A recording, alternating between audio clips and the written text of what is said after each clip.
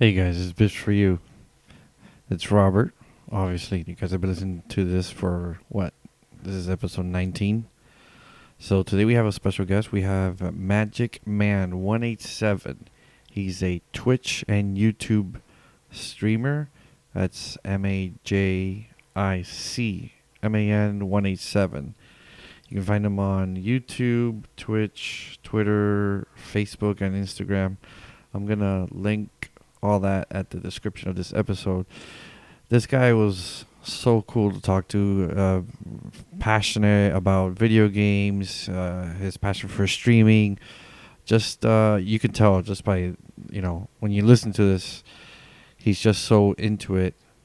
It was great. We actually started talking before, and I had forgotten to introduce him.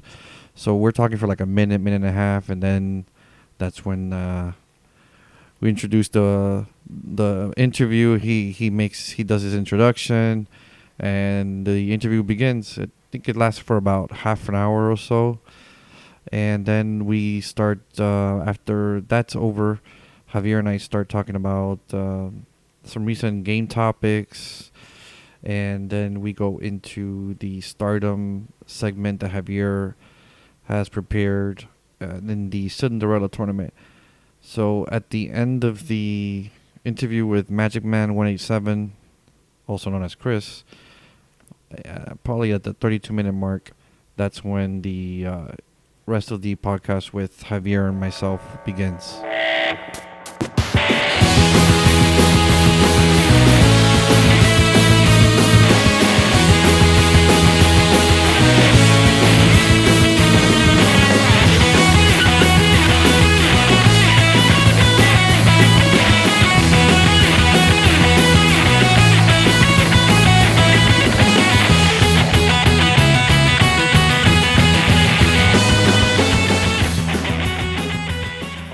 I used to work there for 5 years. Lived in there. I gave them 5 years of my life. So I worked there for 5 years, and it was mostly, nights. It was like 6 p.m. to like 1 in the morning, 2 in the morning. And those days that I had to do inventory, it would be like 6 to 6. I wouldn't get out till like 6 in the morning. Oh, man, Yeah, rough. I was a manager too. So I had to oversee a lot of stuff. But I got out of that around the year 2006, I would say. Right around the time that I got out on time, because that's when they started to fail as a business. Yeah. They couldn't compete with Netflix or all these other And Redbox. And Redbox. When Redbox came out. Yeah. That put the nail in the coffin right there. That did. You're correct. I got out and I went to work at AT&T in 2006, and I'm glad I got out at that time, because they filed for bankruptcy. Blockbuster filed for bankruptcy in 2010, I think. If I remember. I'm telling you, man. I mean, it How times wiped changed. them out. Yeah, and now people won't be able to, like, kids or new generations won't know what it feels like to walk into a store and pick a movie or pick a video game. Oh my God, I know, right? And get some popcorn and some candy while you're there. They got posters for sale and stuff like that. It's like, yeah, man, that's the good old days right there, man. Good old days. So now it's the digital age. Yeah, now. That's the truth. You were mentioning, and here we are. Yeah. Here we are today. I have here a YouTube streamer, Twitch streamer. His name is Chris. What up, everybody? It's MajicMan. I'm back at it again on my first podcast. Yeah. All right, Chris. How's it going, guys? It's going good, man. I wanted to ask you, Chris, where are you from? I'm from Houston, Texas, born and raised. Born and raised. Good old Lone Star State. Yeah. You lived all your life in Houston, or you? Yes, sir. My whole life. Well, I lived from the different parts of town, but always been in Houston. Got it. That's cool. What was your earliest video game memory, and what was that game? Well, that's gonna be a long time ago, man. The Atari days, back in the Atari days, and even before that was on the computer, and that was we was playing Pitfall. Pitfall was your earliest memory. That was a good game, man. Oh man, it was epic back in the day. Heck yeah, along with Pong and stuff like that, But That was like has to be one of the earliest times. And outside of video games, what are some of your other interests? Oh man, outside of video games, oh man, back in the day, I used to play hockey. I used to, Oh play wow. basketball. I after a while, I just concentrate on working out a lot. I just and working on cars a lot. I used to do a lot of stuff. In my short time on this earth. Oh, so you're into cars as well. That's cool. Oh yes sir, definitely. I'd love to crack open an engine. Do you have a favorite car? It can be classic, it can be modern. Do you have a favorite car? Oh yes, it's gonna be. It was a 1970 Mach 1 Mustang. Really? Oh yeah, that's a beast right there. What's one thing you liked about that car? Oh man, it's just the design was just so beautiful. It's just you just can't beat it. It's like back in the day. Back in the 70s, 60s, and Yeah. 70s. The cars were like is just a beast mode. Just everyone was just nowadays is way different. It's Yeah. like kind of like trendy, but it's like it's hard to explain. It is. I think what, maybe what to me it's nowadays cars are like everything it advances, it makes it more aerodynamic to save fuel, to make it go faster in a sense, but And I agree with you. I guess it's because we grew up in that era, in the in the 80s, and even in them, even though I was born in the 80s, but looking at those classic cars, those muscle cars, there's just something yeah, about them that that's freaking beautiful. exactly. The simplicity in it is just, but yet you get all the fun out of it too. Nowadays you can't even touch a car without destroying the electronical Yeah. device. There's electronics for electronics now. It's like you can't even touch a car nowadays. Yeah, But before you have to figure out like what did I do, and then bunch of stuff lights just start coming on, and you're like, what's this light for? yeah, the sensors upon sensors Yeah, syndrome. yeah, that's true. I don't know. One other thing I wanted to ask. What are some of your? Do you have any current or favorite TV shows that you're currently watching or into? Oh man, at the moment, I just do a lot of work and I just work a lot right Not now. too much I like TV. to I like to watch you know what? There's one thing I do love, Forged in Fire. Mm. That is pretty awesome. You make a solid piece of metal into something freaking intricate and beautiful. You Yeah, know. yeah.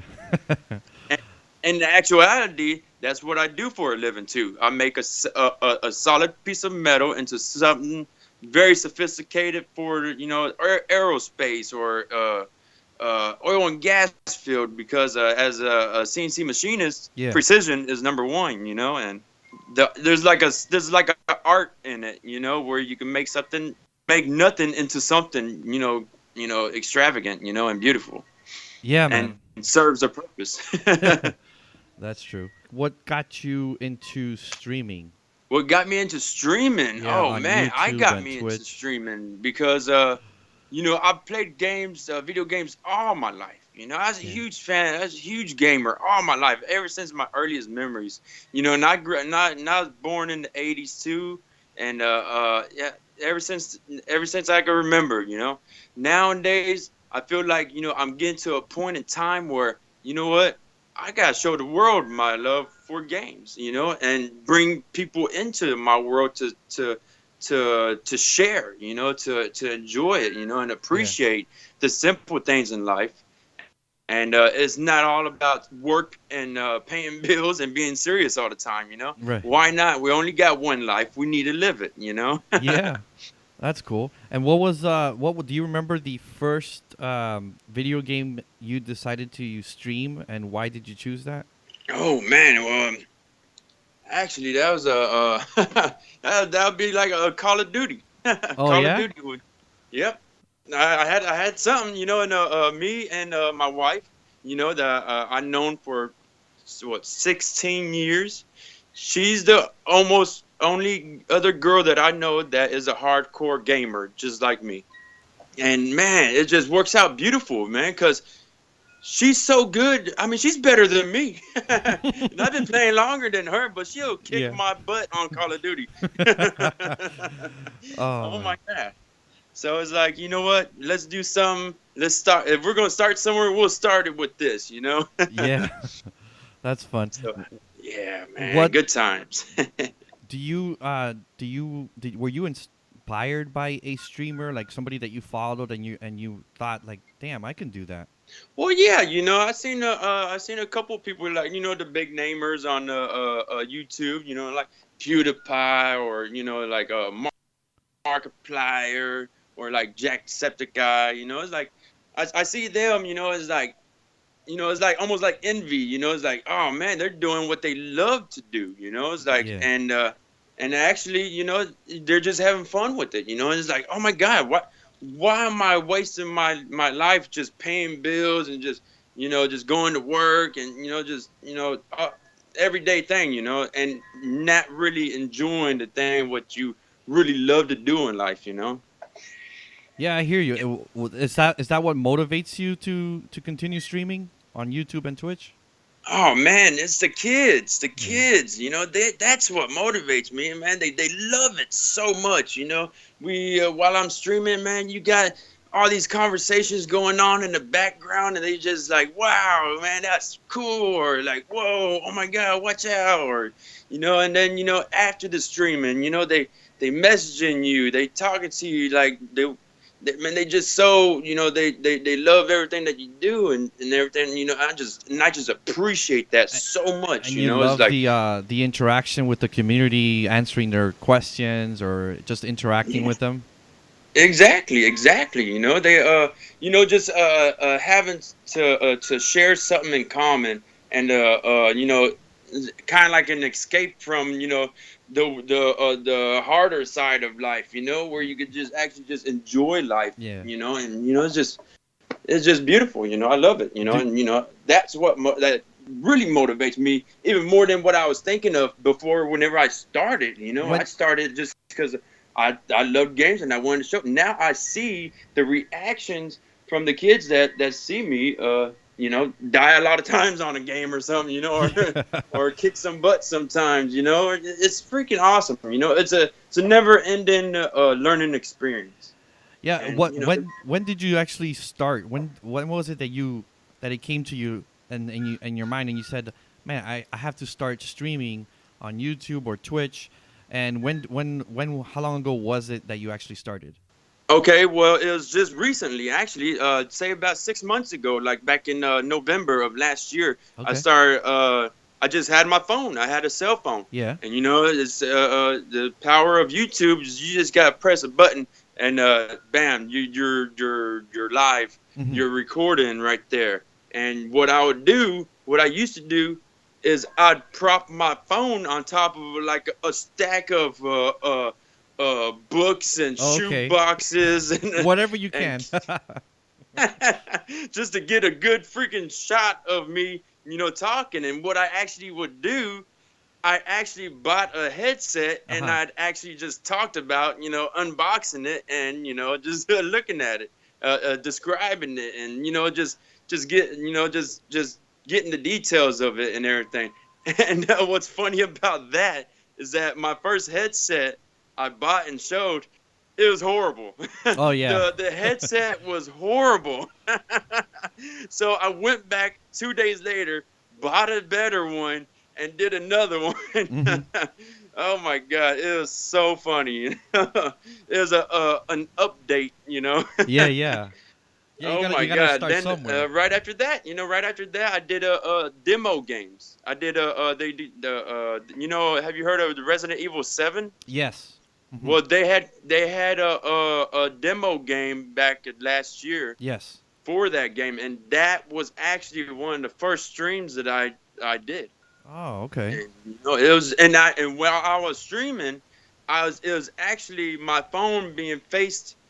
I actually it was like a balancing act, Yeah. because you know, I had my bed right there in front of the TV. Hmm. I was sitting right next off to the side of the TV, but I had my phone on the stack of books and everything, balancing just to get the right angle while I'm playing and everything. You could hear me in the background and everything clearly and stuff. So it was super funny when if you were to see the setup, man. Yeah. But it was super awesome, man. I really enjoyed it. And from that moment on, you've just progressed, and now you have Exactly. your followers on YouTube and Twitch.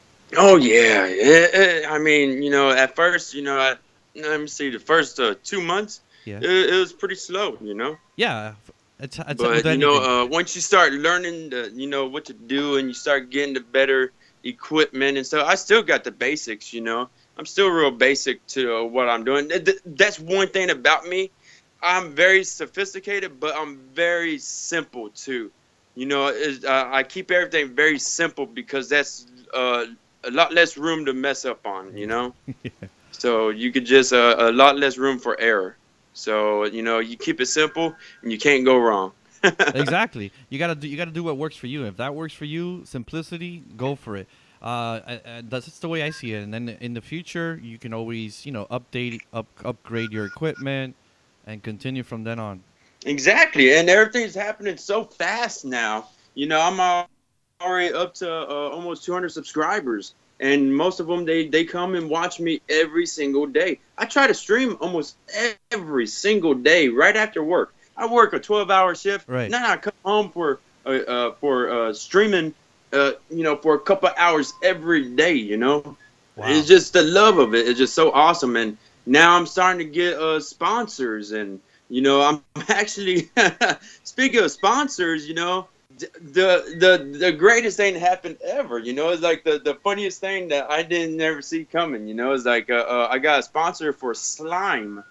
Oh, slime. Yeah, not the nasty, gooey stuff that we used to have back in the 80s. Right. Where you just a one-time use thing. No, it's more of a pliable, molding, rubbery type of slime. And what's awesome about this product is that it's not just for kids. Oh, yeah. I mean, adults could use it as a anxiety buffer, or a stress reliever. Just Oh, playing okay. with it in your hand. And I really love that. I like that idea. Simple, but it serves a good purpose to have fun and to ease your mind. Yeah. We need that. We need that release, and we need anything that can get us out of our stressful daily work and life. That's what appealed to me with video games growing up, and maybe you can relate as well. Video games Exactly. was a release. You forget the stresses. Back in days it was just school. You don't have to. Yeah. You forget about the stress of schoolwork and homework and all this. And now as an adult, you're working 8, 10 hours. Some people work 12-hour shifts. They get home. They And need they they just need to, can't wait to get home. yeah, and you Actually, got to relax 'cause the mind. just And as a kid, you just can't wait to get home, just to jump on them games and just exactly, it's that release yeah, yourself. that release. It's that you forget that stress, that long day you had at work, and you're just sucked into that video game world, a world Hell yeah, and it's a just team of number people bliss. created. Yeah, Yeah, that's that's one so thing awesome. I love it. that's one thing that attracts me to games, and other things like books and movies. Everybody has their thing. For me, it's always been video games. That's the thing that just makes you forget about everything around you just for a little bit. Yeah, exactly. You, And I'm a big, huge movie fan too. Like Terminator is awesome. The Aliens is awesome. It's like ah, the those are the the classics. Explorers back in the 80s. I don't know if you remember the Explorers or the The Goonies. It's Goonies. like, Yeah, I remember the Explorers. That's with a young Ethan Hawke, is it not? yeah, Ethan Hawke and River was it River River Phoenix or Phoenix. Yeah, yeah, yeah, River Phoenix had the glasses on and yeah. That was a fun movie. and the gate, and then you had Stephen Dorff as a little kid in the gate. Uh huh. Yes, yes. Yeah, and then we had Freddy Krueger back in the day. Yeah. Big horror movies. Recently, Oh my god. you were at a comic convention. Oh, and then now that I started my gaming semi career, I'm trying to take off I'm gonna start doing what I want to do in life. So you know what? Let's go to a convention and guess who's going? Who's gonna be showing up? All my idols that I loved growing up. Like back in the '90s, I was a huge Power Rangers fan. Yeah. Believe it or not, I used to watch the Power Rangers. The first couple 4 seasons, 5 seasons. Yeah. That it's just I was all about the Green Ranger. The Green Ranger was the coolest guy to me ever. And guess who was showing up on that comic convention? Was the Green Ranger and the Pink Ranger. Oh, they were there. What? Wow, you met them. Yeah. Not only that, I met them. I got signed autographs with them, and we took pictures. And they're sweet. not the only ones. What blew my mind also was Freddy Krueger was there. Robert Englund. And you will not believe the coolest freaking conversation we had with a huge line behind us, waiting to get a signature. And here he is talking to us for like almost 5-10 minutes. Talking about horror movies. Oh man, I'm sure. Man, he's just the coolest dude ever, man. I ain't never gonna forget that moment. Was that the coolest person you met at that con, or did you meet other ones as well? Oh my God, dude! I met Lance Hendricks from Alien. Oh yes. Was Bishop Yep. the android? You also met Judge Reinhold. Yeah, exactly, man. Heck yeah, dude. He's from you got him over at Beverly Hills Cop. Yeah. I mean, he's from a ton of movies. Yeah. But oh my God, he's the nicest guy too. Oh, You nice, met so this sweet. dude. Was it the dude from the Grand Theft Auto 5? Oh yeah, dude. Oh my God, I cannot believe. Yeah, Stephen Org. Yeah, he was or Stephen Ogg. I'm horrible at names. I butcher them every Saturday. I do a shout out Saturday every week to show appreciation for my subscribers. Because I love showing love back. Yeah. And I could butcher the hell out of a name. Yeah. But it's a thought that counts. And how was he? But He was cool. He is super tall. Oh yeah. Trevor. Oh my God, he's also in The Walking Dead. Yes. And man, he is super tall. I'm almost 6 foot, and this dude towers over me. Wow. But it's super cool dude too, man. I got some signatures. We got some pictures together, and man, it's just some shared some laughs and everything. But I tell you one thing, the man that was so cool. Also, I met the man that never did a convention in over 40 years, and that's a fun fact. Who's this? Over 40 years, Chuck Norris, Chuck the man, the legend Norris. Wow, man, coolest dude ever, man. We took pictures, and I got the autographs. Oh man, it is freaking awesome, man. His nicest guy. His wife came too and everything. And man, over 40 years he ain't done anything like that before. So it's like the greatest honor ever. So it's like, man. Was it a you surprise? may never have another opportunity like that ever again. Oh, I can imagine. It's the legend, Chuck Norris. Was it a surprise? Did the con advertise he was going to show up, or it was just a surprise? No, they advertised it. He is the first person on there to be, advertised on. But what drew me into wanting to go to the Comic Palooza was, it's comics, it's gaming, it's my world right there. But guess who's going? The Green Ranger and the Pink Ranger. That's what drew me in and everything. And then whenever I started looking up on the website, the first name that showed up was Chuck Norris. I was like, no way. What? So I was like, then I seen Freddy Krueger. I was like, what? No way, man. Then I was like, I'm getting the VIP tickets. I'm going all out. I'm going for broke. Yeah. And it was the best money I ever spent. I tell you that much right now, man. I would do it all over again, and I would spend a lot more too. Yeah, I went to a con here, and I'm in South Florida. So I went to a con. Was it last summer? I think it was like around July, and it was fun seeing all these people. They're just having a blast. They're being themselves. They don't have to worry about what what the world outside the con is thinking or saying. Because some people are, tend to be a little insecure about those things, and it's just fun seeing people dress up in their favorite heroes or characters. Oh my God! What were some of your favorite costumes or characters you saw at the Comic-Con? It's just freedom beyond belief, and you just see these people just dressing up, and they could get really extravagant, freaking cosplay outfits. It's like, holy man, it is freaking awesome what these people do, and it's just so cool. And they just do it just for the fun of it, for the love of it, And that's why I appreciate so much. It's like, I wish I was doing this 10 years ago, man. Oh, I've been missing out so much. Well, now you have plenty of time to catch up. Exactly. And now I'm making some pretty good money, doing I've been working as a machinist for over 14 years. And I built my way up, like everything else in life, I did it 110,000%, and now it's starting to pay off. Yeah, I got to start somewhere. Heck yeah, I never would have seen this coming, and you know what? Life is good, and you only got one life, so you got to live it. You got to enjoy it, Right before I decided to message you like an hour ago, I'm like, let me check him out what he's doing, and boom, you were there streaming Prey. Yeah, every day. This is what I do. The same time, same place. I try to be as consistent as possible. Yeah, is that and once in a while, I'm just so exhausted that I can't think. Whenever your brain ain't working, you can't play. Yeah, you just can't make good decisions. That's true. I just started playing Prey yesterday, and I'm up to the part of the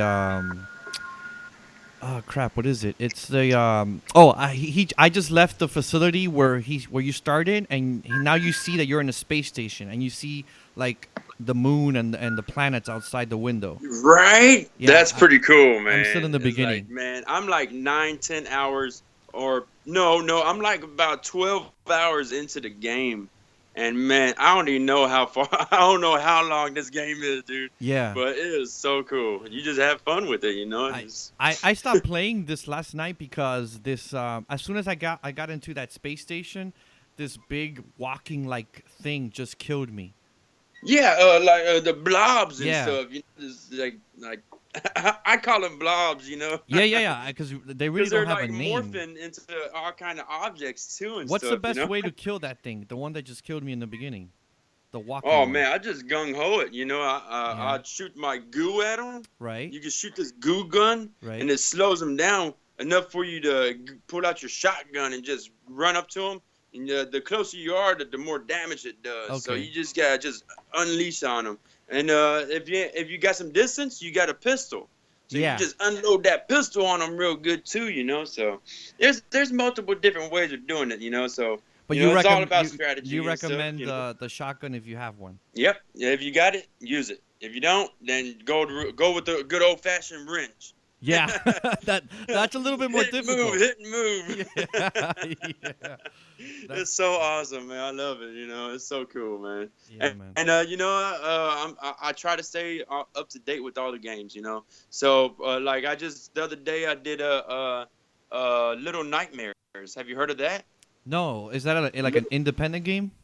It's a relatively short game, but it's so beautifully made. And the controls is so simple, but the what you go through is just like whoa, like the game is like really simple and everything, but the playthrough of it is just wow, it is so cool. I actually beat it within like the game is like so short, it's like only 4 hours long, right? But you get so immersed into the character that it was just so well made and everything that I might even play it again. Man, I'd actually I can't wait to finish playing my other games to go back and play that game again and stuff. And that's a good, well made game if you want to play it all over again. Yeah, I'm gonna have to check that out. I mean, I like those little small independent games as long as they're made well, and it's also a good way to support the independent community. Exactly, and that's what I want to start doing. I don't want to just do the mainstream AAA, games that everyone's going. I want to do the independent games, and support the independent developers. You know. Yeah, that's true. Where can people follow you on social media, or Oh how can yeah, they reach you? I got. You know, before this year, I had no social media experience whatsoever in Hmm. my life. You know, because I was always a hardcore worker.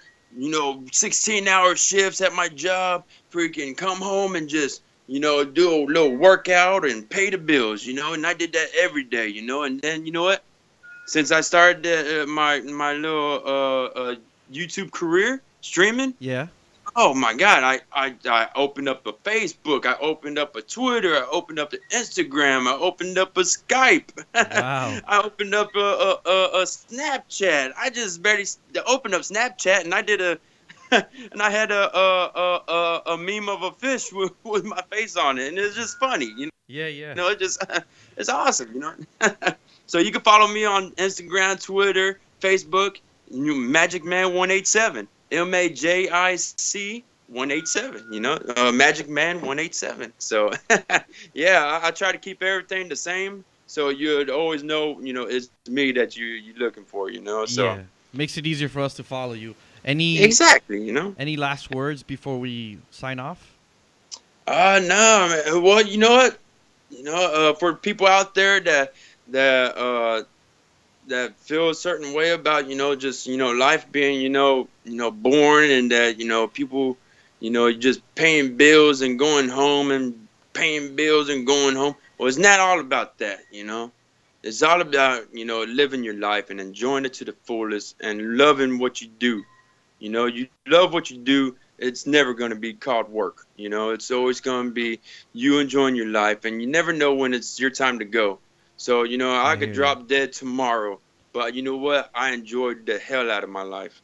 It's one thing I could say. So that's why I want to tell everybody, do what you love to do and have no regrets. Be passionate about it and just live it to the fullest, like you said. Just just like me, just jump headfirst into that swimming pool. Yeah, It's a learning lesson, but you'll get there. You'll get where you want to be, and you're gonna have fun doing it. that's right, man. Hey, Chris, it was great having you on here. And as you guys heard, I'm gonna post the links for Chris's social media website, so you guys can follow him, watch him stream, watch him on Twitch. And Chris, it was a pleasure having you here, man. Oh It was man, this is the fun. most epic time ever, and I really do appreciate coming on board. And I hope we do it again sometime soon. We will. So that was the interview with Chris, aka Magic Man 187. So much fun. We actually ended up talking a few more minutes after that interview. It was just easy to talk to this guy. He's passionate about what he does. You guys got to check him out. I'm gonna put the links here on the description of this episode. So Javier and I start now. We ended up talking about a segment we're doing is called "What Are We Currently Playing." Uh, he mentions The Last Guardian. We get into Mario Kart 8 and the new video game Prey. Discussion of roguelike games like The Binding of Isaac, Has Been Heroes, and why rushing a game will cause gamers to lose trust in that studio. We go into a little bit about that, and then we go into the Stardom Wrestling League. It's Japanese. We'll get into more with the in the episode. Javier described that a bit, and then we ended up with the Cinderella Tournament. Who won and how they won in that tournament. What are you currently playing? I want to start off with you. What are you playing right now? So right now I'm playing The Last Guardian. Actually, probably finished the game today. I freaking love that game. It's pretty good. It's slow paced, but on purpose. It's trying to build up this relationship between the two. Man, And man and beast. yeah, it feels like the beast is kind of gradually respects him more and is more loyal. It feels like a dog, to be honest. It feels like a dog, but then also maybe more like a dog. Although they kind of like the design was more like a dog and a cat hybrid kind of thing. Well, every time you're loading the game, it shows you all these different Designs, huh? beasts. Yeah, beasts that they took from, like rats and giraffes and all this other stuff. Yeah, and a couple of them are like beasts from mythology, like Greek mythology, and Asian mythology, Yeah. And I don't know. I like the game a lot. It's almost done, and there's some story. It basically just happens. This game doesn't try to be a game. It tries to be something that pulls you in. It's an experience. Right. So like, it doesn't tell you when it's saving. Example. Right. Although it still tells you buttons to press sometimes. And there's not really much of a story. There's only like if I recall 2 moments that there's a cutscene. Kind of it tries to establish a story here and there, but I would say majority of it is just you in the world with this beast trying to get from A to B, and the beast is helping you and you're helping the beast. It's just a back and forth connection. I mean, there's a few cutscenes, maybe 4, but so far. But yeah, there's moments that there's like a narrator going on about what the beast is thinking or what you're thinking. But yeah, it's not heavy on the story, but there's story, and you kind of figure out as you go along what's happening. It's more like a visual storytelling medium. Yeah. You figure it out as you go along. You make up, you give it your own voice. It's a better explanation. Yeah, so I think this kind of game is I don't think it's gonna be that popular. I know it got a lot of hype from the E3 presentation. People were excited it's finally coming to the PS4.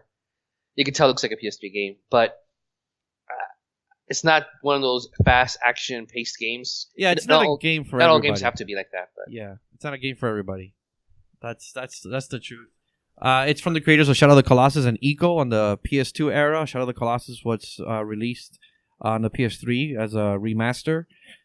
And I don't believe it's on the PS4 remastered yet. There was talks about bringing Shadow of the Colossus in, but if you guys have a PS3, check it out. It's an amazing game. Out of those 3 games, because it's a trilogy by that studio, it's Shadow of the Colossus is still my number 1 favorite. It's actually one of my favorite video games of all time. Last Guardian comes a close second in that trilogy, and equals. They're all great games, but Shadow to me is the best. It is the first one that I've played from that studio. I haven't played the other 2. Oh yeah, I thought you had played Shadow. No, I gave it to you as a present. Yeah, I remember, but damn, I could have sworn that maybe you got it digitally or something. No. Well, you should check it out, sir. Yeah, if they release an HD version, I'll play it. Oh, you don't have a PS3? No, I do. Oh yeah, PS3 can play PS2 games, right? Yeah, well, they have the HD remaster on the PS3. You can get it physically if you find it, or you can get it digitally. I was just thinking, the PS3 never played PS2. Maybe it was the first wave of them. The first wave did. Then they took the emulation software out of the PS3, and the only way is by getting them digitally. You got to go to the PlayStation Store and download the digital PS2 games. You have to buy them. Right. Buy them, download. The only way to download is by buying them. What other games are you currently playing? Are you just focusing on Last Guardian, or is there... No, I play a bunch of my Switch games. I play right now Mario Kart 8 Deluxe. I did all the 200cc tracks and got first place on all of them. So I unlocked the Golden Mario, and I just mostly play online now. You and me played it online a few times, and also with your brother. Yes. How did you like playing it online? It's fucking fun, man. It's just I haven't had going to me, like, what am I currently playing? It's Mario Kart 8, The Legend of Zelda Breath of the Wild. And I started Prey last night on the PS4.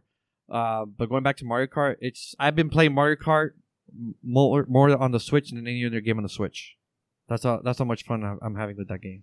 I was just trying to get all the cups, trying to get all, trying to unlock all the upgrades for the cars. You don't need to go back and do all the other ones. Just do the 200. But the 200 is going to be really hard for you. So I guess you should start in the beginning and gradually learn. I was thinking maybe we can do a tournament. Maybe in a month or so. Hopefully by then more people would have it, and we'll call it like the Bits for You tournament or something, and see what we can do online so that people can play with us. Yeah, actually, I don't think we should wait a month. I think you should do it pretty soon. Well, the length of the tournament, we could determine how long could it be. Yeah. We can do all that, but the thing is that Memorial Day is coming up. I'm going to be out of town. I'm going to be going away, on a trip.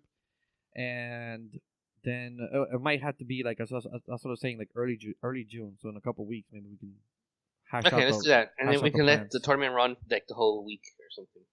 Yeah, we could do that. And we'll announce it on Twitter, on Facebook. Yeah, we will. Which is Bits for You podcast 4 for the number 4 for 4. Yeah. So that's what I'm currently playing. I started playing Prey as well last night on the PS4. I'm only like maybe a couple hours into it. I got out of the what is it called, the lab that you start off in. Well, you start off in an apartment. You think it's an apartment, but little do you know that it's actually a lab. You're like an experiment, or you're like a lab rat, and you have to escape. And then you find out that I just left the lab and I'm in a space station. So the lab is in a space station. There's a big open window and you're seeing like the moon and some planets and just space. And I just got killed by this big, I don't even know what the term is. They call it like, it's like these dark energy. It's just walking around. And I had the glue gun and I didn't manage to kill him, so he killed me, and it was late. I just stopped playing it there. Okay. I don't know if I want to get that game. I rented it. I mean, my brother rented it from GameFly. It's not. He actually stopped playing it. He said he's not. He just lost interest. It's from the studio. It's Bethesda published it, and Arcane Studios is the studio that made Dishonored, and I think Dishonored 2. So it kind of has that Dishonored character design, which I like. I like that character design that they use for the characters. I think for so far it feels to me a little bit like has that BioShock vibe. BioShock came out, in the PS3, Xbox 360 era, so it kind of has that vibe going for it. Some people are big BioShock fans and some are not, but my brother just got put off by that game, so now that's why I started playing it last night. Are you? Yeah, I'm still playing other things. I'm still playing Has Been Heroes. I'm like 30 hours over in that game. Mm-hmm. It's the rogue. We talked about it before on the podcast. I have unlocked I think 4 or 5 heroes at this point. I'm gonna have to do like 4 or 5 stages before I get to the last boss, because every time you beat it, it gives you an extra stage, so it gets harder and harder, and it's already hard. And the other one I'm playing, I mentioned it too, is the Binding of Isaac Afterbirth. I unlocked like 2 of the other characters so far, so I beat it a few times. So that's another roguelike game, like Has Been Heroes, that genre? Yeah. I don't know if roguelike is going to ever become that big. Do you even like the concept of roguelike? What's your opinion on that? I haven't had too much experience with it, so I can't really say, but I'm intrigued to play the Birth of Isaac? Binding of Isaac. The Binding of Isaac, sorry. I'm more intrigued to play that than Has Been Heroes. Yeah, so would you recommend the Binding of Isaac over Has Been Heroes to anybody looking to get into a roguelike game, or do you have any other recommendations? They're both pretty different. It depends what you want. Binding of Isaac looks like A Link to the Past, okay. But you don't use a sword. You're shooting with your tears. It's pretty emo looking. I mean, just telling you're shooting your tears, you would think that's emo. You're locked in the basement, and that's basically your dungeon. Yeah. So it's a dungeon crawler, would you say? Yeah. So what makes it roguelike to me? I haven't actually read the official definition of it or anything like that, because I heard Dark Souls is also considered roguelike. So I think one common thing in all roguelike is that you die. You start all over. And Dark Souls is just lose your souls, but in Binding of Isaac and Has Been Heroes, you die, that's it. You start all over again. You have nothing you gain nothing that you had throughout your playthrough. So you say you had like 5 items in Binding of Isaac, and you die. You start all over and you have 0 items. Just to get an idea of roguelike, here's the definition by Wikipedia. Roguelike game is a subgenre of role-playing video games characterized by a dungeon crawl through procedurally generated game levels, turn-based gameplay, tile-based graphics, and permanent death of the player's character. Most roguelike games are based on high fantasy narrative, reflecting their influence from tabletop role-playing games such as Dungeons and Dragons. That's what they say. Yeah, the whole random thing I was going to get to next. But yeah, every playthrough is not the same. All the layout of the dungeon, what's in the dungeon, it's all random. The items you get are all random. The bosses are random. So it's never the same game every time you play it. And then, Has Been Heroes, every level is random. The layout is also random. Items you get are random. Bosses, some of the bosses are random except the last one. So what I'm trying to ask though is if you think this is going to be it's somewhat popular.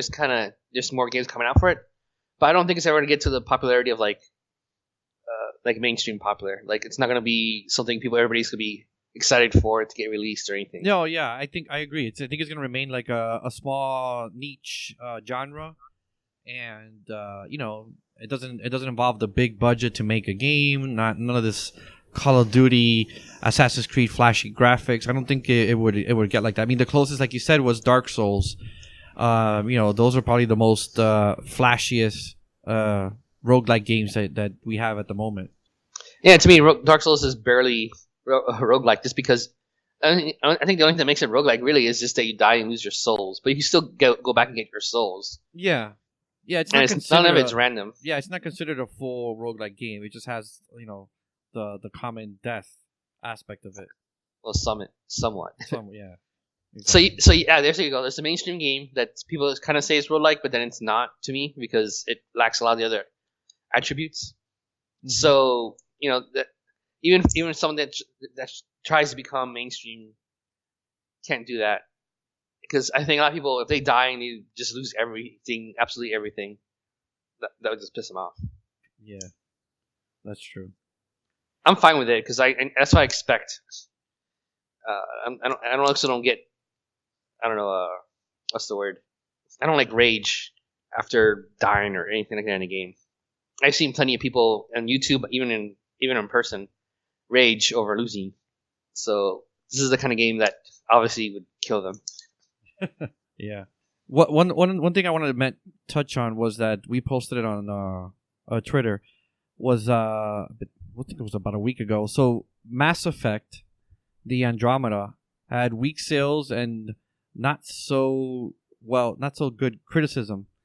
BioWare announced that they're downsizing the studio that produced the Mass Effect Andromeda.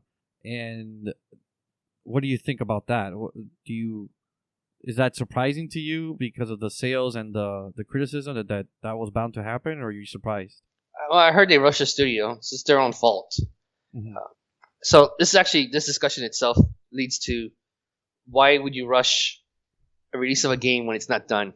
It happens all the time with video games, and that's why I think I mentioned before in this podcast too. Yeah. I stopped buying games with release dates unless it's like Nintendo, and I can't even think of another publisher. Some publisher, doesn't have this kind of history of repeatedly releasing games that are not done, that are buggy, and you have to wait for patches for it to finally be fixed. Yeah. I remember when that Batman game, I think it was the latest Batman, the PC version was never even fixed. They took it out of the market and they put it back in and it was still broken. Yeah, it was the Arkham Knight. It came out 2 years ago, I believe it was. Once again, they rushed it. They had the console's version ready. Fine. You don't have to release the PC the same day. I know it kind of affects your sales, but if you're not ready, then if you don't put the manpower into it and knowledge into it, it's not gonna come out good. And I'm guessing the same thing happened here. Maybe the studio wasn't ready for this kind of. Did they work on other Mass Effects? This is their first one. No, BioWare's the developer, obviously.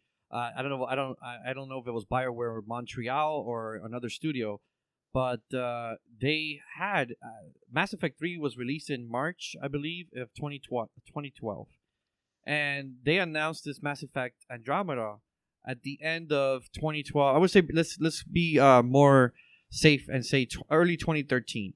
So they've had over 3 years to work on the title. They were using the Frostbite engine from the Battlefield games as the engine for this new Mass Effect. I think they used the Frostbite engine on the Dragon Age Inquisition. Dragon Age Inquisition was made by BioWare as well, and didn't come out with all these issues. It was typically well received. Did okay in sales. Nothing to cause BioWare to downsize and lay off people. But this game, it's just, I don't know what the fuck happened. They just released it, like you said, like buggy. You had to wait 2 weeks, I believe it was, 2 or 3 weeks to get the new patch to fix the animation issues. There was a lot of animation issues with this new Mass Effect. Well, that's kind of thing. Well, let me first go in order here. So the fact that they've been working on it for years and still not done, maybe they don't have enough people. It happens. Could be. And software engineers leave quite often. Yeah. I'm a software engineer. So every about 2 years, people just jump to a different company because they won't match what your asking salary should be.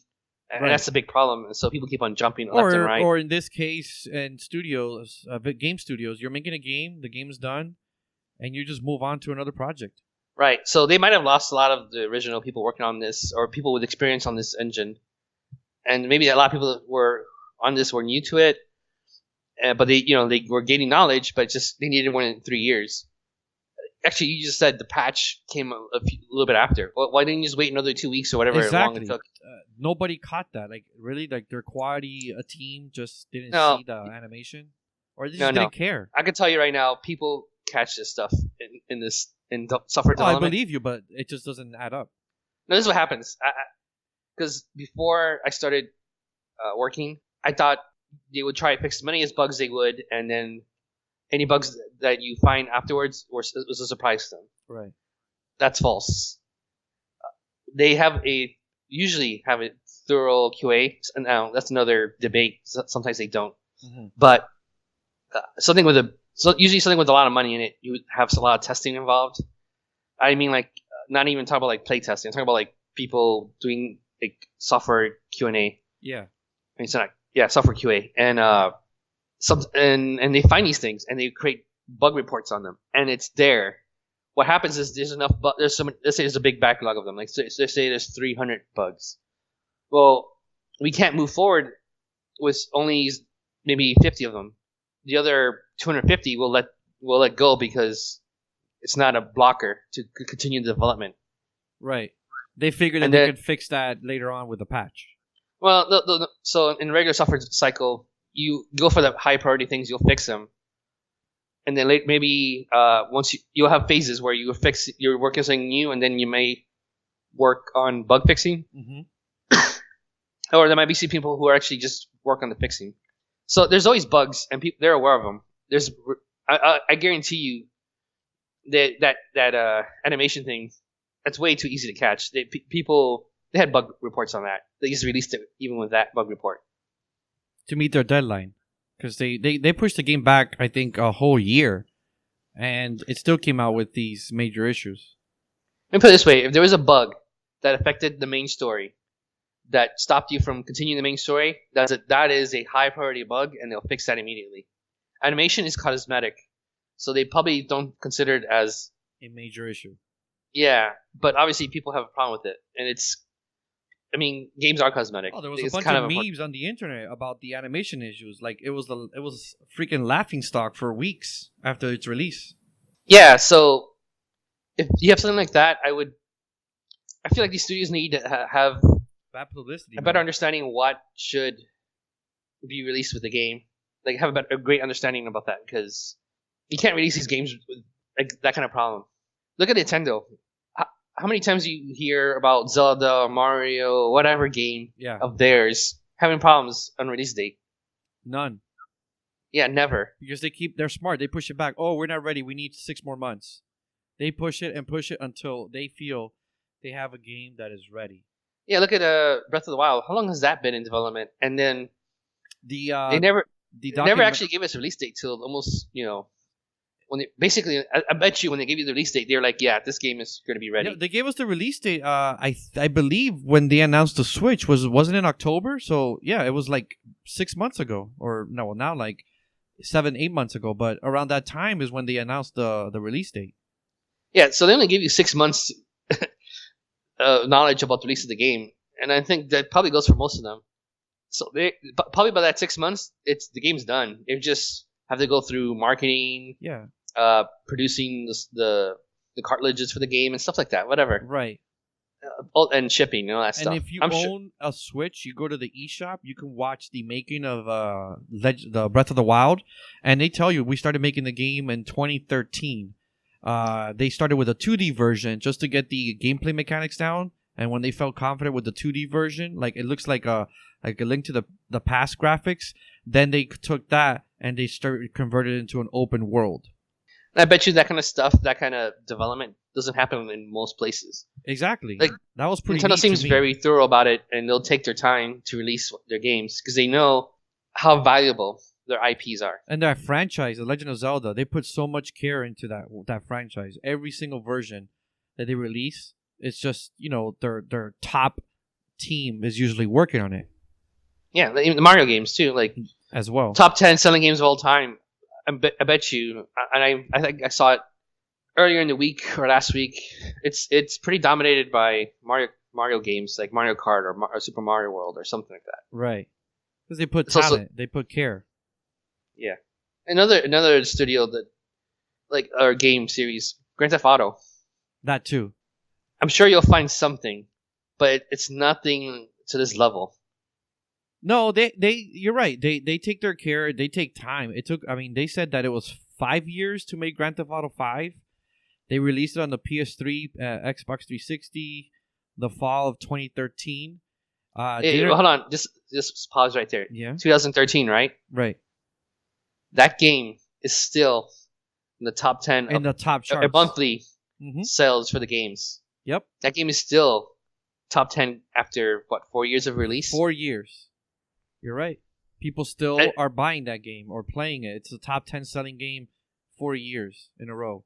And it's in a list of top selling games of all time. It's there, top 5. I forget where. But that just shows you spend time in your development. You have a team that's knowledgeable, a team that's thorough, and maybe that's not just a team. Management has to be understanding and thorough. You can't have management be like, no, we got to release it this day because something is coming out or whatever. Example that there's some basketball game you want to release. Right. It has to come out during March Madness or we're fucked. And you're like, well, it won't be ready. And they're like, no, fuck you, you're releasing it. Yeah. Every year. No, seriously, that's what happens. Yeah, of course. There have to be that sports deadline. Right, and then you just kind of fuck the game over. It's not ready, so it'll be buggy, and then they have to release patches. So going on Rockstar, like you brought it up. So yeah. Grand Theft Auto is Rockstar. Rockstar is a great studio, and I don't see that they've released something that's buggy or anything like that. They take their time and care. I'll give you an example. A lot of people would pick Grand Theft Auto, any of the series, whether it's 3, 4, or 5 as their favorite. I like 5 a lot. But my favorite Rockstar game, my favorite Rockstar studio game, is the PS3 classic, Xbox 360, Red Dead Redemption. It came out in 2010, and 7 years later, it is still one of my favorite games. Why? Because it's a game that feels like an interactive movie. It's a Western game. I love Western genres. A lot of people that don't like Westerns love the game too. One of the wise guys here in this podcast that comes to do the wise guys recording, Ray, loves Red Dead Redemption. He doesn't play video games at all. Like the last video game he played was probably like Red Dead Redemption and Gears of War 1 or 2. And he asks me every now and then, hey, when is Red Dead Redemption 2 is coming out? So Rockstar last year announced that it's coming out this year. They said only if it's ready. So that's what they're telling you. They said if it's ready, we'll release it in 2017. It might not be ready, so they'll release it in 2018. So that's a game that's been, 7 years in the making? It came out, the Red Dead Redemption came out in 2010. We're now in 2017. 7 fucking years, they've been brainstorming a sequel. To me, that's incredible. A lot of studios don't do that. Besides, I guess you could say Nintendo. They have, they brainstorm ideas. But Rockstar is one of the rare ones that, they're like, let's get a franchise that we started 7 years ago and let's make a sequel. Here's another thing. That's just something that you don't hear about at all. Yeah, and that game still doesn't have an official release date, just 2017. Yeah, that's it. They just said if we're ready, 2017, which is what I like. I don't need a date like, it's going to come out August 22nd, 2017. I'm like, is it gonna be ready? Because hopefully it is. And that's what I think BioWare fucked up with Mass Effect Andromeda.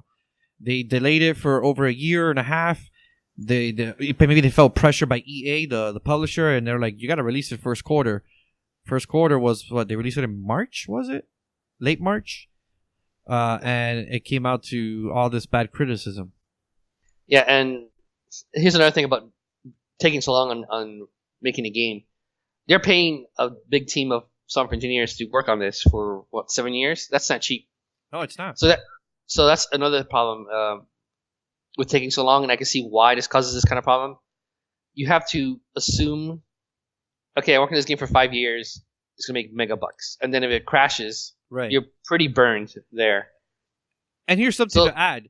While, let's say, for Mass Effect Andromeda, they started work, like they said, in 2013, early 2013. So 3.5 years to make this game. Let's give an example. And during those 3.5 years, I'm almost certain, because I've heard this before, that people that are working on the game, engineers, artists, designers, come and go. So maybe in the first year they were there and they're like, oh, they got tired, or they got fired, or they just found another project and left. So you're having a bunch of hands touch this game during the cycle of the development. People come and go. Yeah, I would think they would try to stop that as much as possible, and that maybe they have people under contracts or something. Yeah, but I know it still happens because there's interviews that you can find online that has happened. Well, either way, they didn't have enough time. Mm-hmm. They needed more time for whatever reason, and it was rushed. And what we have is a game that's released with patching needed. Yeah, and now they basically announced officially a week ago. BioWare said that they are, for the foreseeable future, they will not work on any more Mass Effect games. They didn't say that they're killing the franchise. They just said that they're not focusing their attention on it. And they downsize the studio. Downsizing is another fancy word for laying off people. Yeah. And that sucks. That's not even the fault of it. It could be, but it's, to me, this whole story sounds like, yeah, we just rushed them, and we're gonna just kind of freeze this successful franchise. Right.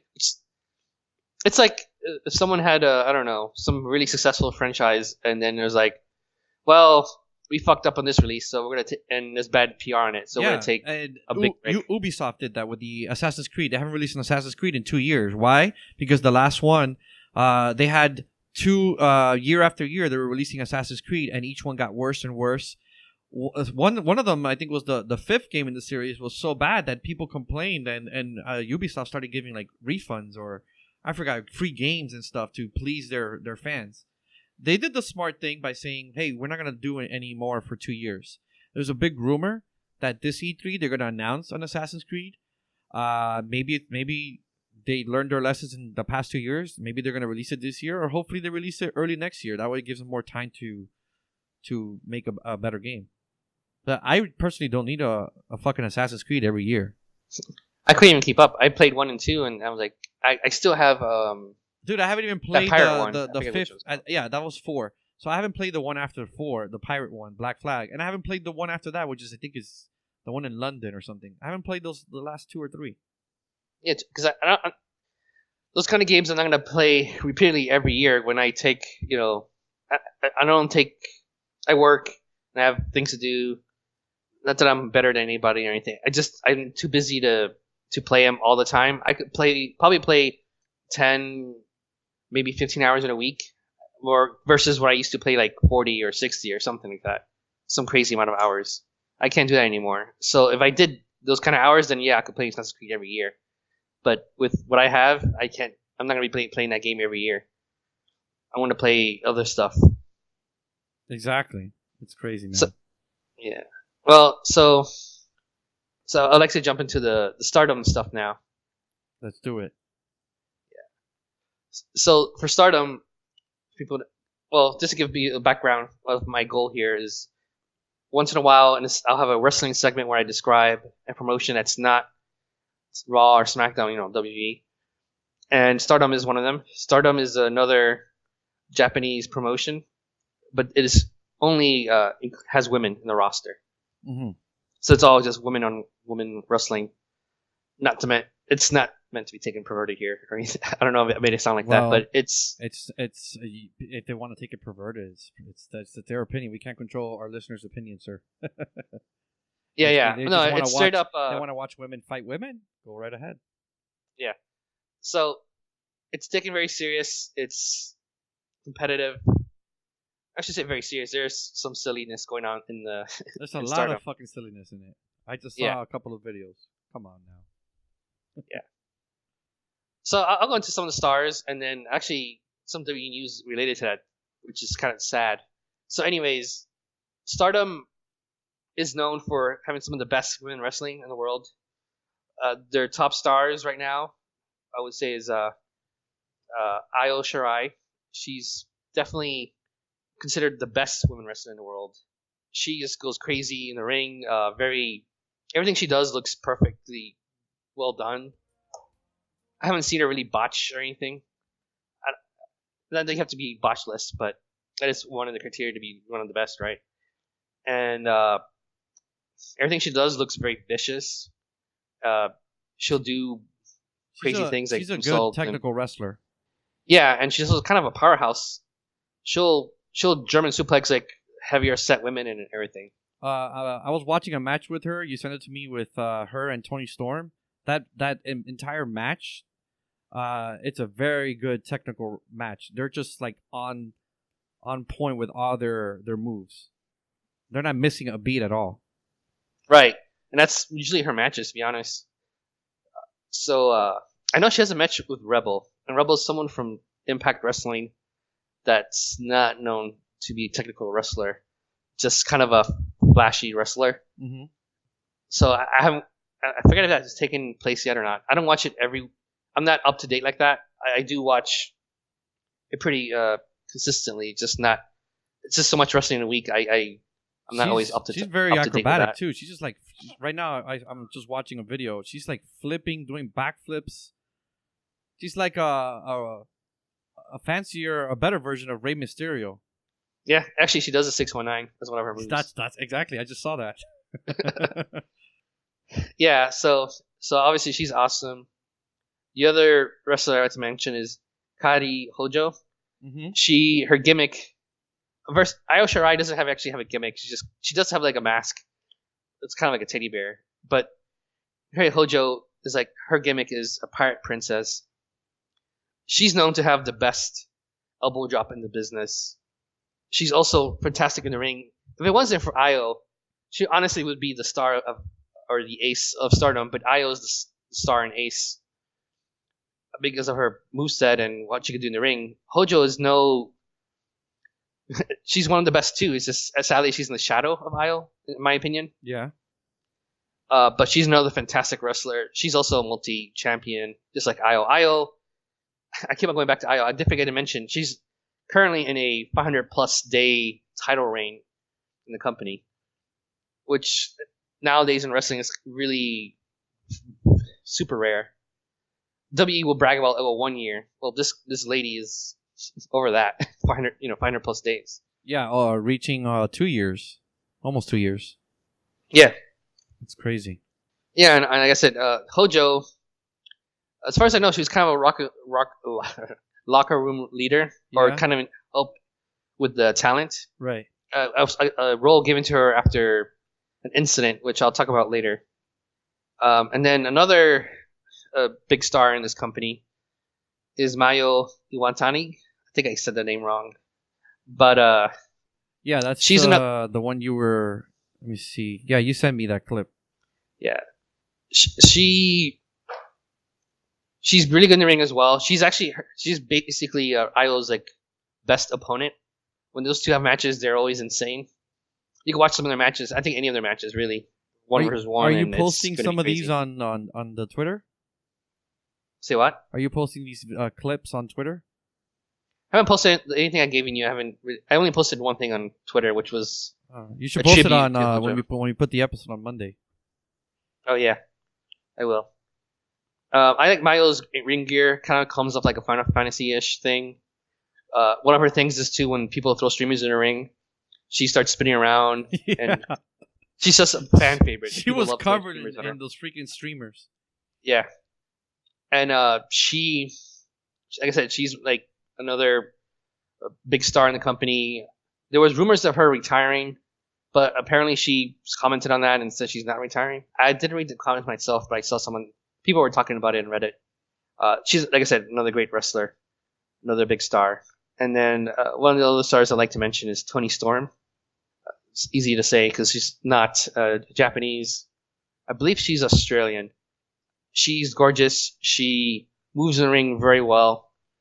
She has a nice ring gear. She's updated versus like maybe last year, I think. Yeah, that clip you sent me, the title, the SWA title match highlights was Io Shirai and versus Toni Storm.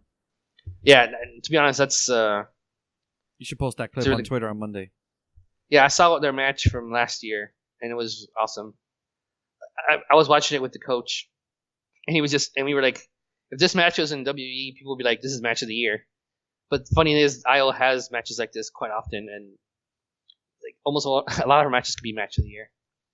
And Toni Storm too, she's fantastic. I feel like she would be a big to get from WWE. Obviously, she knows English because she's Australian, or I think New Zealand. I'm pretty sure Australian. Anyways, gorgeous blonde, that could talk, wrestle really, really well. She is currently, I believe she's still currently the SWA champion. She's held that title for a long time. She got that title when she fought against Io and won. So those are the major stars I mentioned. And the kind of side news I was going to mention is Hojo has been actually confirmed. Well, I say confirmed, I mean dirt sheet confirmed. WWE hasn't said it, but that she's going to WWE. Most likely NXT. Wow. The other thing is Io has also been reportedly signed as well. With WWE? So, to WWE. Really? Yeah, and these are... That's cool. I just went through basically 4 of the top stars, and Io is their top star. She's the most dominant champion they've ever had. She's repeatedly the top champion in the company, having the best matches, always the main event. And this girl is leaving. Hojo could have taken her place, but she's leaving too. So that's awful for the company. There's definitely girls that could take, step up, like Toni Storm or Mayo. I haven't heard of them getting signed up at all. I did hear rumors that Toni Storm's going to be in the tournament. Which tournament? The WWE NXT, I think it's NXT related, but the WWE is going to have a women's tournament in August. Uh-huh. And reportedly she's going to be in it. I don't know if that's like a lending thing or she's also signed or it just is a complete rumor. So we're not sure on that. But, and another thing that's come up is Hojo, like I said, mentioned that she has the best elbow drop in the business. Supposedly she's been told not to use it anymore because Bayley uses it. If you watch Bayley from Raw, she was the women's champion. Now it's Alexa Bliss. Yeah. But Bayley does a good elbow drop, but she does that in homage to Randy Savage, the Macho Man. But Hojo does it a lot better, and really, she does it. Doesn't matter male or female, she does it the best. If you go look up YouTube or anything, just Google her, and you'll see that elbow drop. It's fantastic. So once again, this is like dirt sheet kind of news. I hope it's not true, and I have a feeling it's not true. Because I've seen people do elbow drops. I know they try and limit you on using someone else's finisher and signature moves. So it is kind of Bayley's signature move, but I don't know. I feel like you can have more than one person at least do that. I mean, how many people do super kicks at this point? Or DDTs? So anyways, more about the promotion. So I mentioned earlier about an incident that Hojo was made the some kind of talent or locker room leader. Yeah. There was a wrestling match between Act Yasukawa, I think I said it right. Yeah. Versus Yoshiko. Yoshiko.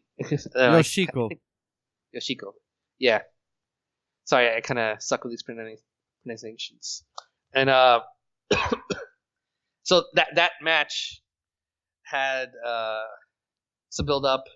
Yoshiko is the champion. and Act is challenging her, and beginning of the match they really just stare down at each other, and Act starts hitting her, but nothing a wrestling match kind of hit, and then no, Yoshiko goes after her and pulls her hair, punches her for real, and ref tries to stop it, and she won't stop punching the other girl, Act. Yeah, she was bleeding and she was just gushing. Her fucking face was completely swollen from all these real fucking hits that she was taking to the face. Yeah, and they try to restart the match again, and it keeps on happening. They keep on fighting for real. This is nothing. I think maybe 2 or 3 blows. But I think it's mostly the bigger lady, the Yoshiko, the blonde one. She just towers over Act. Yeah, Act is a smaller girl, and she doesn't do any offense to her. That you could tell she doesn't know how to handle this kind of situation. Yeah, she's just I think just straight up as a pro wrestler, doesn't have a shoot background at all. Versus this girl who probably does. And I think she does because she did have a recent MMA fight. This goes on and they restarted again to the point where the other girl wrestlers had to stop. They were pulling Act away from this girl and trying to stop not stop the bleeding, but water her down. Yeah. To lessen the blood. And you could tell there's some real emotion there. Like they're pissed off. One of the girls gets in the ring. She's really pissed off. And they have to hold her back from going after. Yeah. Yoshiko. I actually looked into her, who she is. Sorry, I forgot her name, but she actually does have an MMA background. Act or Yoshiko? No, I describe this very well. So at one point towards the end, they really do pull them apart. Yes. And one of the women wrestlers, is looking at Act and is super pissed off. And goes in the ring, and she's gonna go after, the tall blonde Yoshiko. And I looked, and she looked like she was gonna really throw down. It's like, okay, who's this girl, and what's her background? So and she's she the does one have that's a legit... wearing the orange. I think in the video she's wearing an orange shirt, or you're talking about another wrestler? No, yeah, you're right. Orange shirt. She actually has a shoot or MMA background. So she was ready to throw down and fuck this girl up. She was ready to defend her friend Act Yashikawa. Oh shit! Yeah, I'm watching the clip now. She's just grabbing Yoshiko's hair and just thrashing it back and forth. And there's 5 other wrestlers that come and separate them. Right. Actually, if you watch this video, I know you don't know who she is. In NXT, she's Ruby Riott.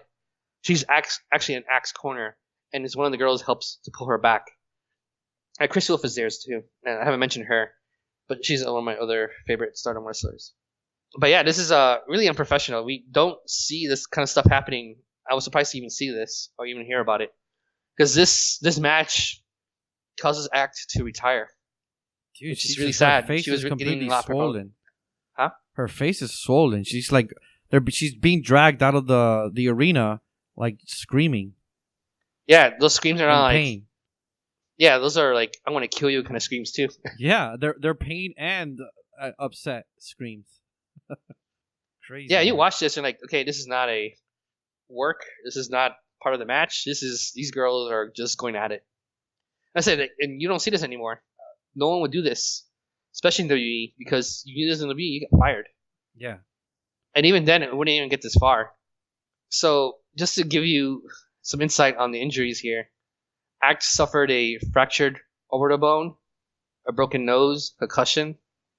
Yoshiko purposely went after Act's right eye because she suffers near blindness from that, and she had surgery on that eye not too long ago.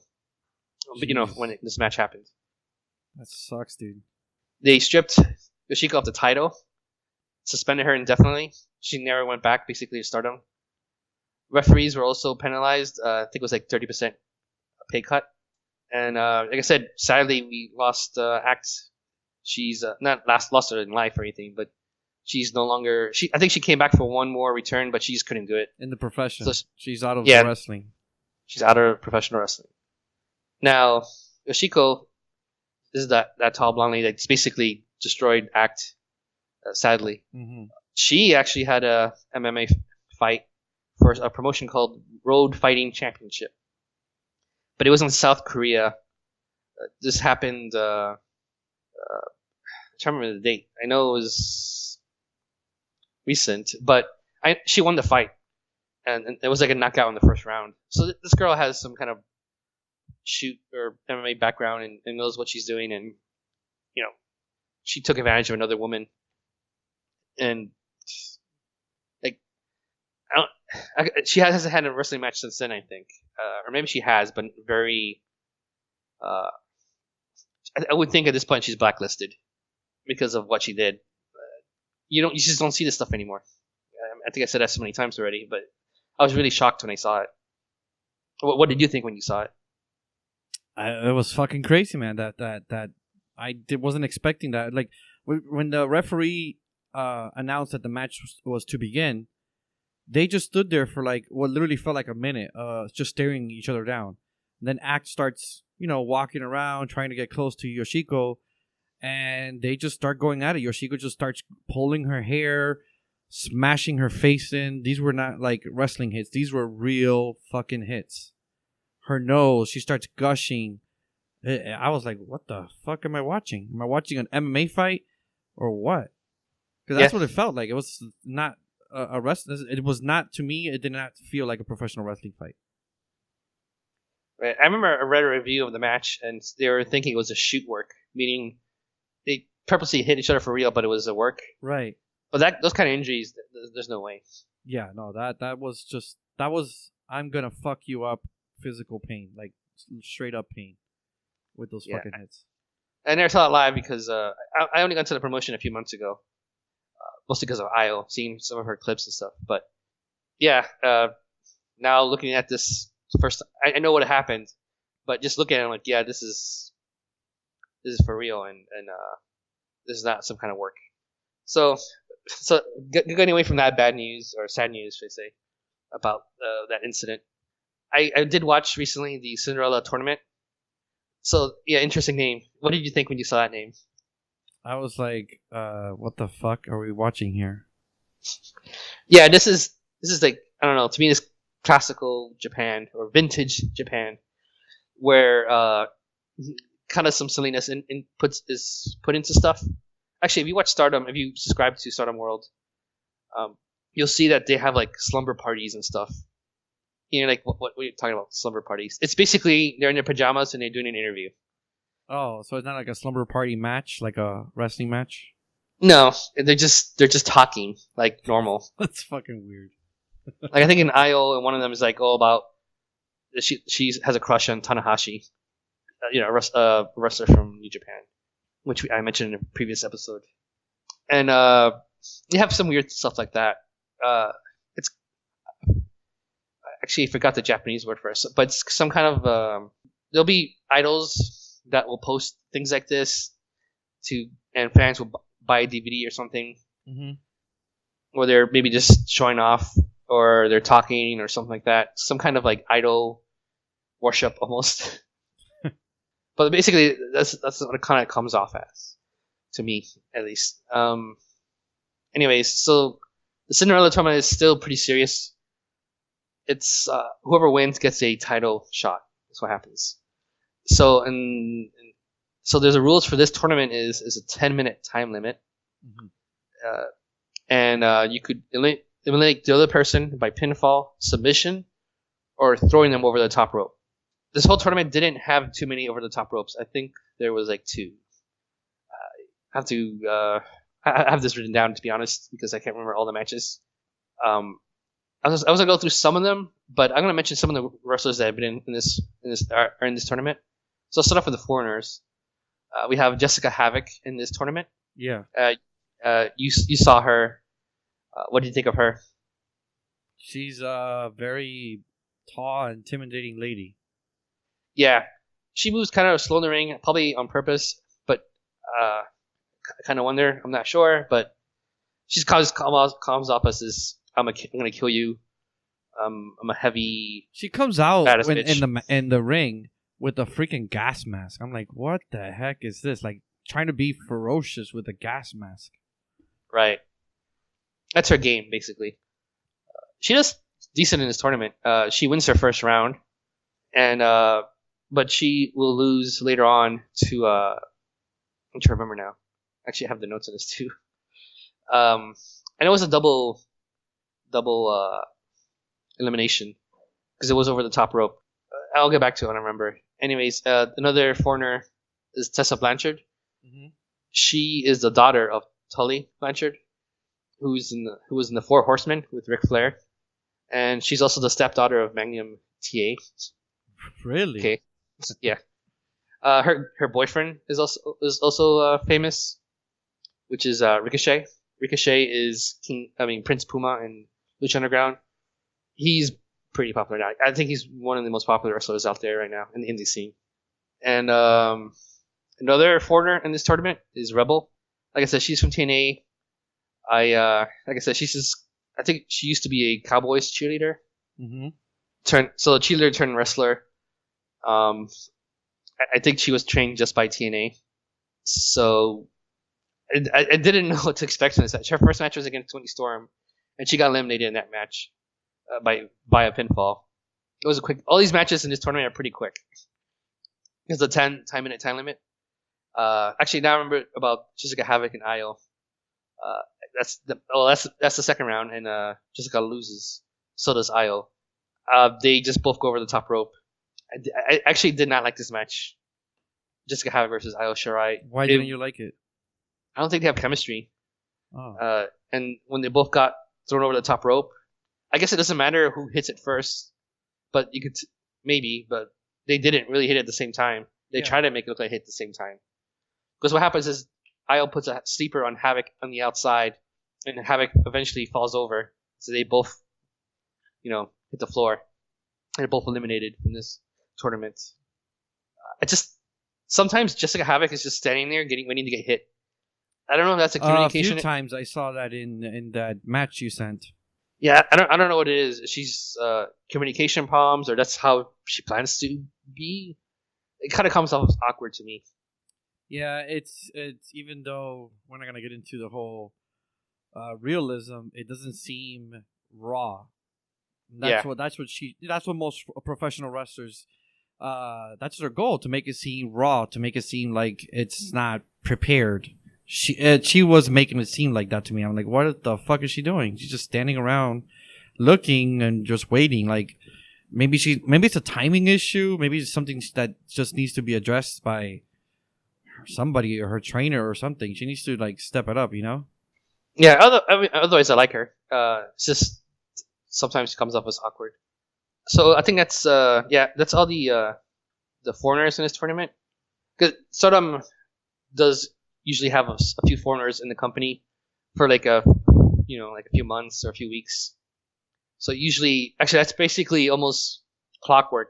They'll bring in a few foreigners, and then they have matches, usually 6-man tag team matches. Right. And then eventually they have a match against Io, and then Io beats them. That's like rinse and repeat kind of thing. Yeah. But I mean, she has a lot of great matches, so it's just to watch the match itself. I don't expect her to lose it, kind of thing. Some matches I'll mention here. Chris Wolf, she loses to Tessa in the first round. I actually like Chris Wolf in his company. She's the high speed champion. She has a werewolf kind of gimmick, or just a wolf gimmick. Yeah, she's the one that has a red. No, not red. She has face paint on at times, or am I confusing her with somebody else? She's like face paint, but it's like whiskers, and she has a tail. Okay, there it is. Yeah, she's just it's a mischievous wolf that causes chaos. That's her gimmick, and she eats children and eats meat. Oh shit, she eats kids. Yeah, that's awesome. And apparently bitches. She had not popular, but some kind of video that she mentions that. Oh jeez, it's fucking funny. And it's funny, and the match is mentioned in Tessa versus Chris Wolf. Chris Wolf actually uses her tail as a weapon. Another match I'll mention here is Konami versus Kagetsu.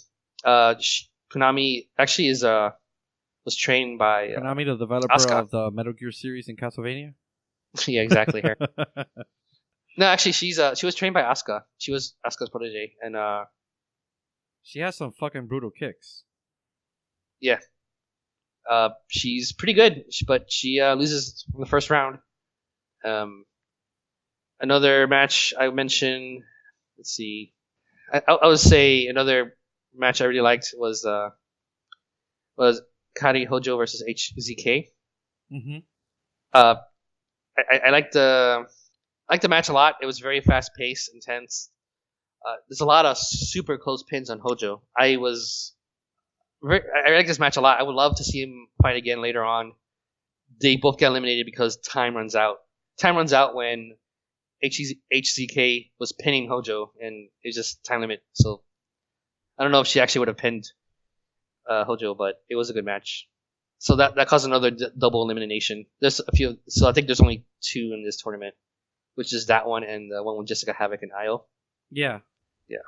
And someone I kind of skipped because she does really well in this tournament is Mayo Iwatani. If I can say that right.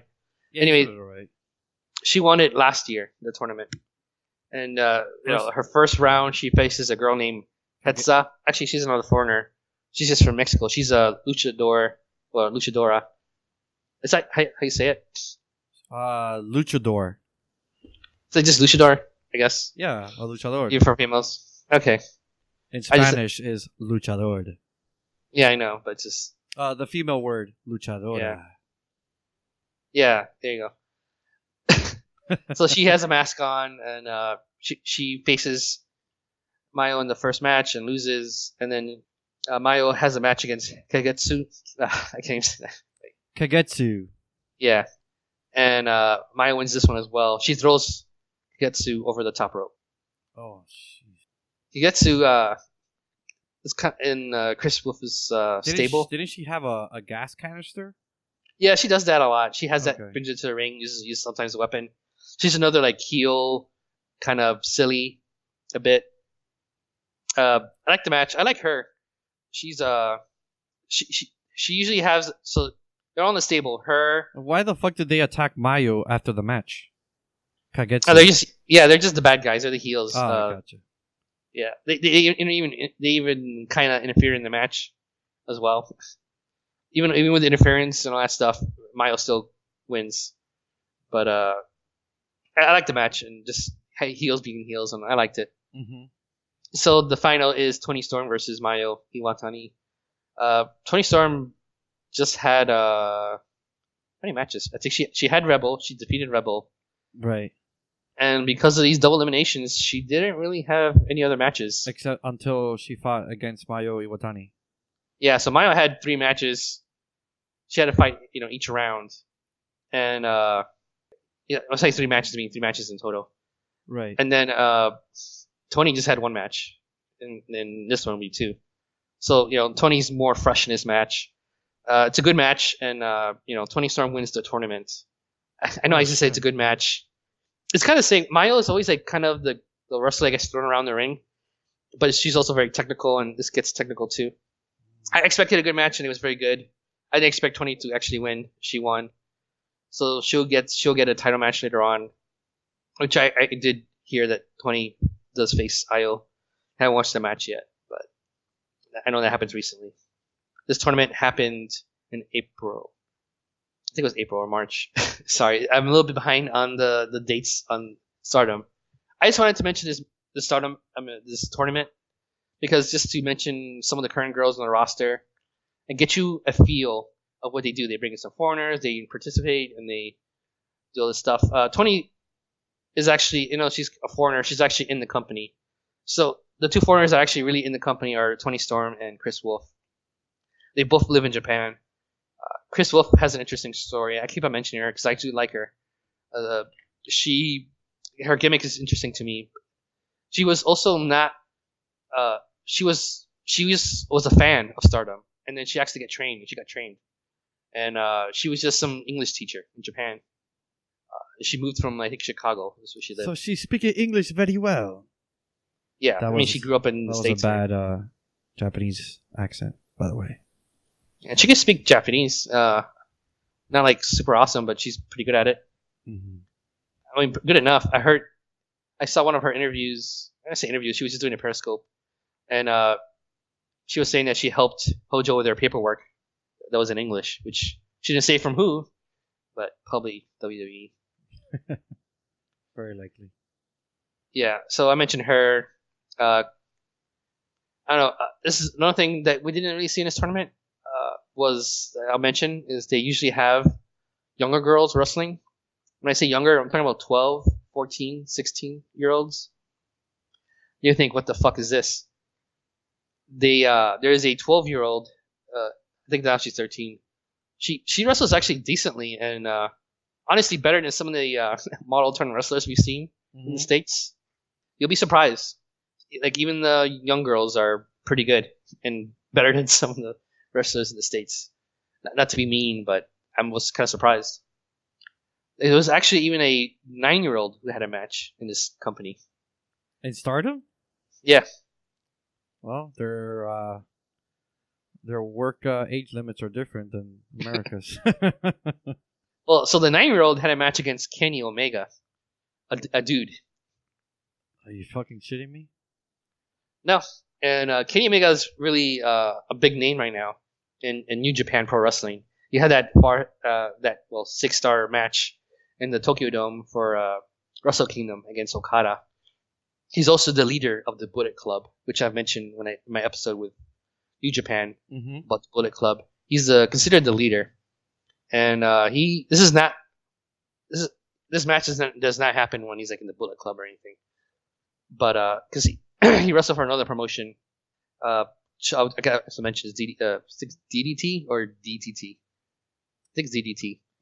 Anyways, it's one of those two. It's one of those two. Right. It's just that promotion is pretty silly. There'll be matches there that you wouldn't see anywhere else, like matches on trains, matches using fireworks, matches where they fight a blow-up doll. Holy shit! Or matches while it's not. There was I saw a clip.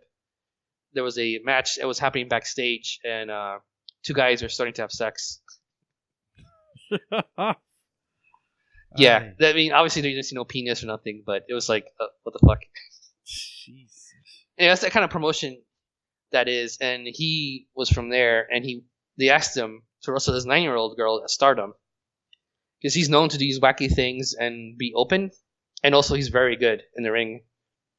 So they trusted him with his 9-year-old, and he figured out what the 9-year-old could do, and they figured out what they're gonna do, and they had the match. It's kind of short. And you'll be pleasantly surprised how well the match went. I know, Robert, you haven't actually watched it. This is kind of out of the blue for you. Are you going to be posting that on Twitter as well? Yeah, I'm going to post this on Twitter on Monday, the release of this podcast. I'll release at least one video every day just to, I guess, semi-promote this episode and just to give you There's a lot of videos, so just do 2 videos. One, earlier in the morning, and then one after lunch. Yeah, some of the videos I do want to, so you could look out for maybe on Facebook and Twitter. I'll post the shoot fight that happens between Act and Yoshiko, and I'll also post the match between Kenny Omega. Yeah, on Facebook I'll link the Twitter, so that way it just sends you automatically to Twitter, and you can watch the video. Yeah.